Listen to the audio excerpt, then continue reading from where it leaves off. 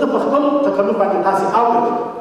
ډېر داسې افغانان دي چې دغه لحظې ته ستړي دي خو د دنیا ژوند داسې دی چې جهاني صاحب ډېر لرې اوسېږي افغانان مسافر دي د جلال آباد څخه بابرزي تلیفون راته وکړلی سلامونه یې ویل جهاني صاحب او همدا خبره یې کوله چې د جهاني صاحب قدر او عزت په افغانانو باندې فرض دی نه واجب نه سنت بلکې فرض دی ځکه چې هغه څه چې ده موږ ته کړي دي هغه تر اوسه پورې موږ ته چا نه دي که د شعر په ژبه ده که د لیکوالۍ په ژبه زه دلته یو ځل بیا هم ښه راغلاست وایم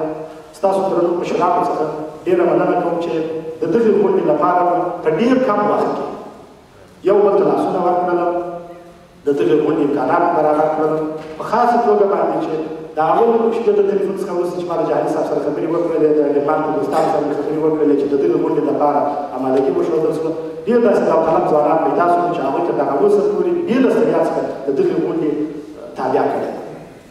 سلیم عزیزي هغه د فرهنګ سړی دی د ادب سړی دی پر هغه منفرد دی زموږ د ښار جهاني صاحب ډېر ځوان شاعر بااستعداده سړی هېواد شهرزاد چې زه د هغه څخه په خاصه توګه مننه کوم نه تنها د دغې نن فرهنګي غونډې د اماده کېدو په خاطر باندې بلکې په کل کې هغه څه چې دی کوي موږ خوشبختانه په معلوم کې یو بل ځوان هم دا دی اوس لرو چې د فرهنګي قانون په چارو کې ډېر فعال دی دا یې نور هم واسه ورته ورکړي چې په دغې چوپړ کې د هغه خلکو لپاره چې تر اوسه هر چا هېر کړي وو بیا هم کار وکړي د معلم صاحب عبدالعلي د خدای کور ودان کې چې زموږ سره د دغې لوکال د امکاناتو په برابرولو کې د مورنۍ ژبې د ښوونکي په صفت باندې دا کار وکړی زه دا خبرې ځکه کوم چې کوم وخت چې موږ لاسونه سره ورکوو د اتفاق په روحیه باندې یو کار شروع کوو په ډېر لږ وخت کې هغه کار ممکنه کېږي خدای توفیق راته راکړي او دا زموږ بندګي امکانات هم داسې کېږي چې موږ دغه کار کولی شو خو کوم اتفاق ته ورسو خودخواهي باندې اخته شو بیا ډېر کوچنی کار یا یې نسو کولی او یا یې ډېر په خرابه طریقه باندې کولی شي بله خبره چې غوښتل ستاسو درنو مشرانو سره شریکه کړم هغه دا ده چې د غونډې لپاره مختلف شکلونه مختلف وړاندیزونه راغلل چې څه باید وکړو ولې شخصا زه د جهاني صاحب د شعر د جهاني صاحب د شخصیت د جهاني صاحب د لیکوالۍ د مینوال په توګه باندې د هغو دوستانو د نظر طرفدار شولم چې ویل یې شاعرانو ته په وخت ورته ورکړو نور ټول وخت په جهاني صاحب ته ورته ورکړو تر څو پورې چې جهاني صاحب امکانات لري حوصله یې لري د ده صحت اجازه ورته ورکوي او د ده لطف زموږ سره وي تر هغه وخته پورې جهاني صاحب زموږ سره پاتې دی ځکه نو که په دې کې موسیقي نه ده په نظر کې نیول سوې او یا نورې بیانې موږ ته ورته سنجولي د هغوی یو اراده ده جهاني صاحب ډېرو فرهنګي ټولنو عملا کومک وکړی امادګي یې وښول خپل پیغامونه یې نوشته کړي وو موږ د هغوی په استازیتوب باندې کفایت وکړی چې تاسو ته ووایو چې تاسو د سکندناویا ټول اوسېدونکو افغانانو ته هغسې یو معزز د کور غړی چې اصلا د مېرمه کلمه تاسو ته خطاب نشي کولی په هر کور کې ستاسو عزت دی په هر کور کې ستاسو نوم دی او په هر کور کې تاسو ته د ښه راغلاست کلمه د واړه تر زاړه پورې ټول درته وایي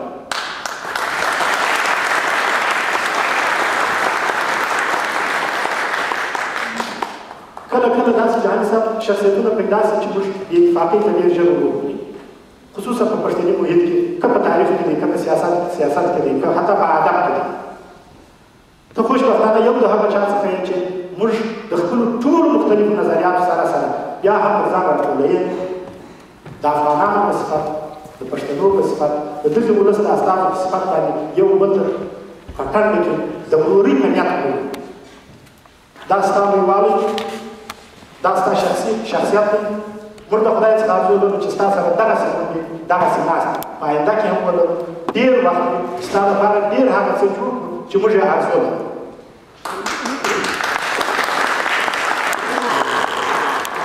یوه خبره بله چې ورته مې وکړم هغه دا ده چې د لبنان خلک